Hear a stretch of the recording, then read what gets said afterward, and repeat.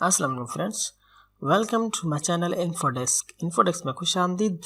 तव्हां दोस्तों if condition जो यूज़ सीखी रहा आहियो, जंहिंमें तव्हांखे अॻियनि वीडियो में तव्हांखे क्लियर कयो वियो त असाइनमेंट ऑपरेटर जेको आहे हिकिड़ो बराबर यानी इक्वल वो क्लियर कयो, नॉट इक्वल क्लियर कयो, ग्रेटर देन ऐं लेस देन ये क्लियर करायासीं। हिन वीडियो में तव्हांखे इफ मंझि ॿियो इफ उन जो इस्तेमालु सेखारिबो, यानी कि इफ जेकॾहिं हिकिड़ी कंडीशन जेकॾहिं सही थिए थी त हिकिड़ी शइ लिखे, वरी जेकॾहिं फॉल्स थियण ते वरी दोबारा इफ जो यूज़ करणु जेको तव्हांखे ॿुधाइबो। हाणे हिन में मां तव्हांखे ॿुधायो, हीअ थोरो तव्हांखे सम्झाए वठां त ॾिसो स्कोर आहे न, स्कोर लिखियो आहे।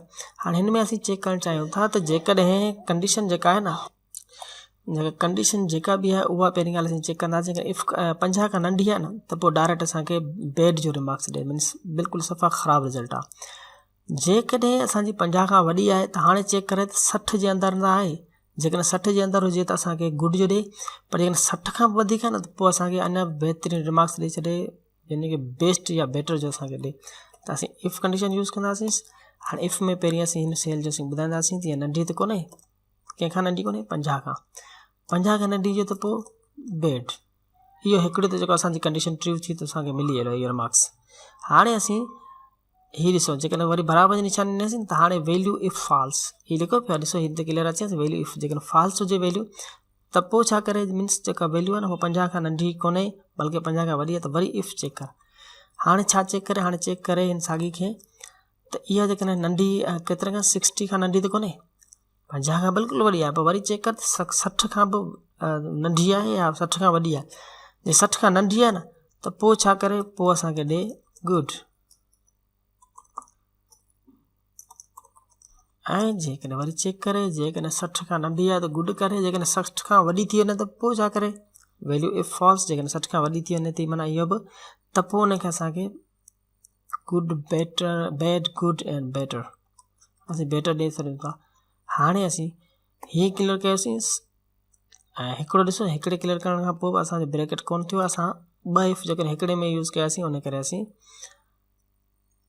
इहो ॾींदासीं ब्रैकेट। असीं सॉरी घणा ब्रैकेट ईंदा, हिकिड़ो ऐं ॿ ब्रैकेट ईंदा। बेटर खां पोइ रिमार्क्स में न इन्वर्टेड कामा ॾेई हिनखे बंदि कंदासीं। हाणे हिकिड़ो ई ब्रैकेट ऐं हीअ ॿियो ब्रैकेट, ॿ इफ यूज़ थिया, ॿिनि ब्रैकेट एंटर कयासीं। हाणे ॾिसो 50 खां अचे थो नंढी कोन्हे, 50 खां वॾी आहे, उन करे गुड। हाणे हेठि ॾिसो, जीअं तव्हां चेक कंदा वञिजो, 50 खां ॾिसो हीअ आहे यानी कि बेड आहे, बेड में कोन्हे, हीअ बेड में बिकॉज 50 खां ई नंढी आहे। हीअ ॾिसो जेकॾहिं 49 आहे न, 49 आहे तॾहिं बि बेड में आहे, पर जेकॾहिं 50 आहे त पोइ गुड में आहे। 50 खां मथे वरी 60 जे बराबरि आहे त ॾिसो 60 खां जेकॾहिं नंढी आहे न पोइ बेटर में आहे। हीअ ॾिसो 60 आहे न, हीअ 60। हाणे सपोज़ हीअ असीं चेक कयूं था, तव्हांखे चेक करे ॾेखारींदो, 50 आहे त 50 असीं चऊं था त 60 न बल्कि 59 बि गुड में अचे पई, पर जीअं 60 कंदासीं न त पोइ असांखे चए थो बेटर। त इहे हुआ ॾिसो इफ जो आहे। हाणे हिकिड़े इफ मंझि ॿिए इफ जो इस्तेमालु तव्हां दोस्तो सिखी वेंदो। हिकिड़ो इफ आहे, जेकॾहिं सही थिए पई साबित, कंडीशन सही थिए पई त पोइ हिकिड़ी शइ लिखे, जेकॾहिं न पई थिए त वरी इफ में चेक करे, त वरी वैल्यू खे वरी दोबारा बार बार असीं हिकिड़ी वैल्यू खे चेक कराए सघूं था।